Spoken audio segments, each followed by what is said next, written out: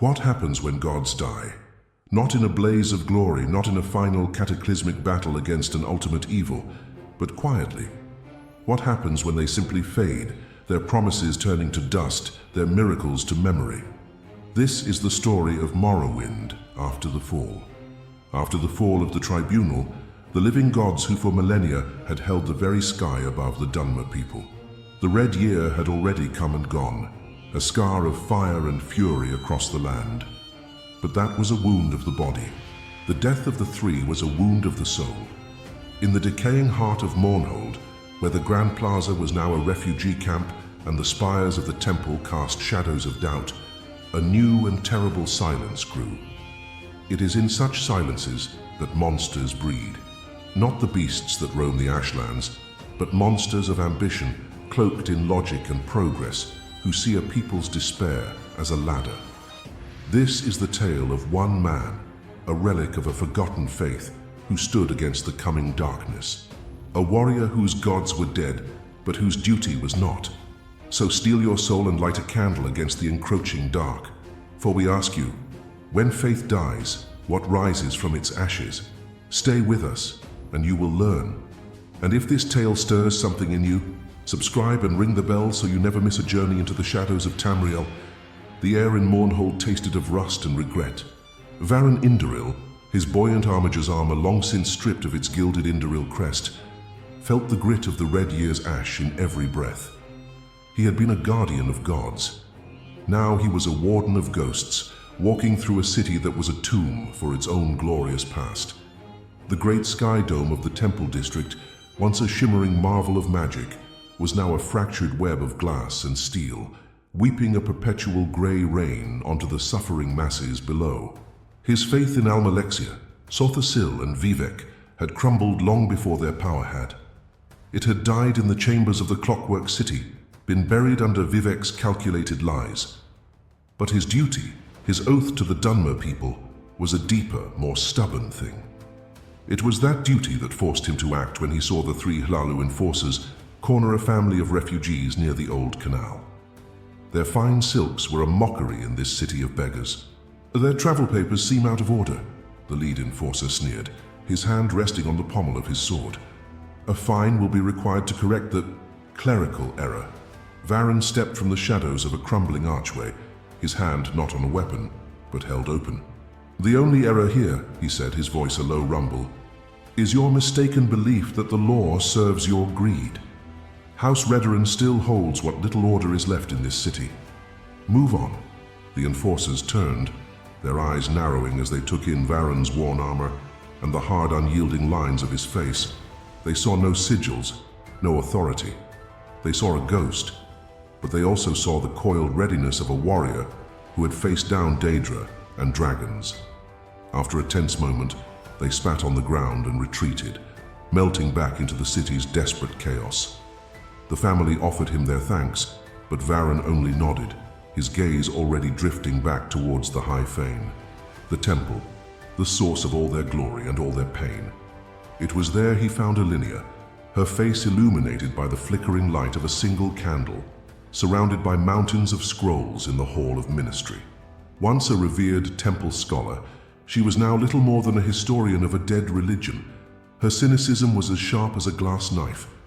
Still playing the Phantom Guardian, Varon? She asked without looking up, her fingers tracing the faded script of an ancient text. Someone has to, he replied, his eyes scanning the ransacked shelves. The great houses see a carcass to be picked clean. A carcass we've been living in for years, she countered. The tribunal was dying long before they disappeared. We were just the last to notice. Her words stopped as her fingers froze on a particular passage. That's odd. Before Varon could ask, a cry from the main sanctuary interrupted them. They arrived to find a small group of the remaining faithful gathered around the body of a priest, his face a mask of terror. There were no visible wounds, but the air around him felt unnaturally cold, hollowed out. Varon knelt, his warrior's senses screaming. It was not just death, it was an absence, a void where a soul should have been. And etched onto the stone floor beneath the body, almost invisible in the gloom, was a faint, spiraling symbol, glowing with a malevolent, sickly violet light.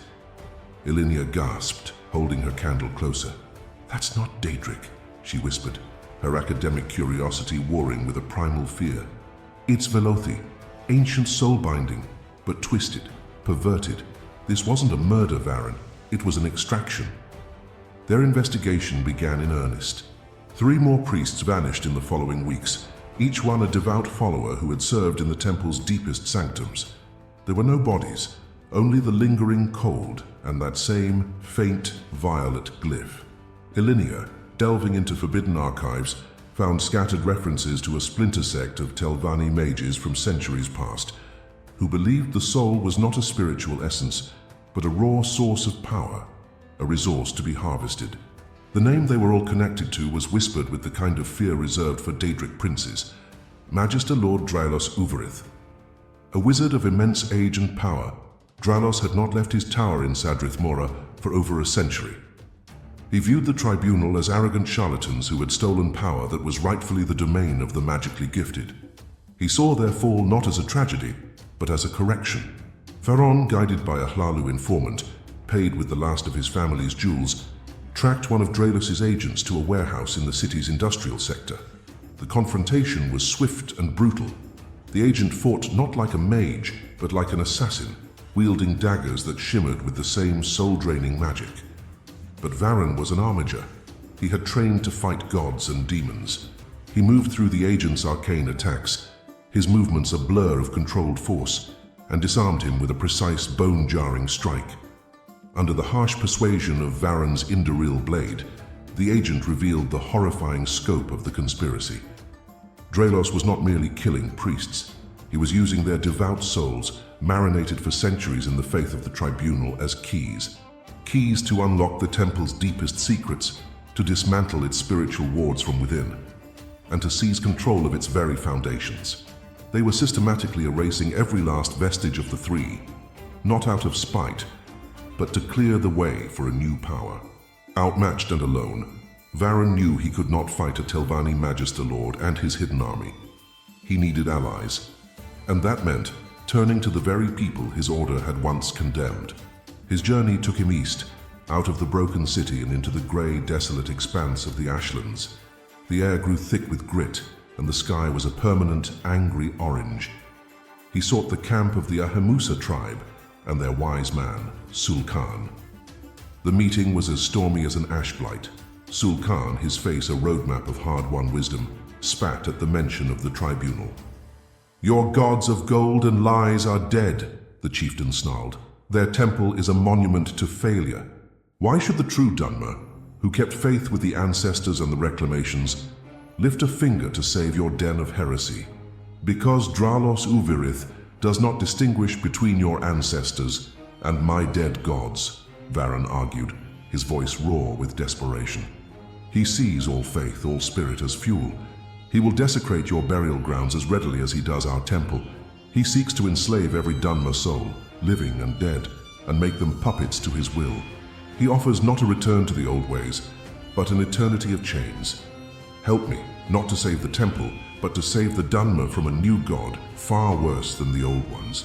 Sul'Kan stared into Varon's eyes, searching for the lies of the temple he so despised. He found none. He found only the grim sincerity of a broken warrior. He agreed. His spirit walkers would guide Varon. His scouts would be Varon's eyes, and his warriors would fight for the soul of their people, if not for their city. Armed with this new fragile alliance, the true nature of Dralos's plan was finally unveiled. Elinia, piecing together her research with the visions of Sul'Kan's spirit walkers, made a terrifying discovery. Deep beneath the high fane, at the very heart of Mournhold, lay a geothermal font. But it was more than that. For millennia, every prayer, every ritual, every ounce of devotion, from the Dunmer people to the tribunal, had seeped into the waters of that font, creating a crystalline reservoir of pure spiritual energy, a nexus of faith. They called it the Heart of Mournhold. Dralos did not want to destroy it. He wanted to corrupt it. He was preparing a grand ritual, timed with the imminent alignment of Masa and Secunda, when the veil between worlds would be at its thinnest. He planned to perform an act of ultimate blasphemy, to invert the flow of the heart, transforming it from a source of divine power into a necromantic engine, It would sever the connection between the Dunmer and their ancestral spirits, channeling all of that spiritual energy, past and present, directly into him. He would not just rule Morrowind, he would consume its soul and become a god of his own making. There was no time for a grand strategy. There was only the desperate assault. Under the eerie glow of the twin moons, Varon Indoril, flanked by a handful of Ashlander warriors, with faces painted in white ash, and a dozen loyal Redoran guards who chose duty over politics, stormed the High Fane. The holy sanctuary was transformed into a nightmare. The air hummed with stolen power. Telvanni guards in dark robes met them with bolts of destructive magic, but it was the other defenders that chilled the soul. Ancestral spirits, once guardians, had been twisted by Drylos's power, their forms contorted into shrieking monstrosities of rage and sorrow. The battle was a cacophony of clashing steel, crackling spells, and the tormented screams of the dead. Varon fought with the cold fury of a man with nothing left to lose.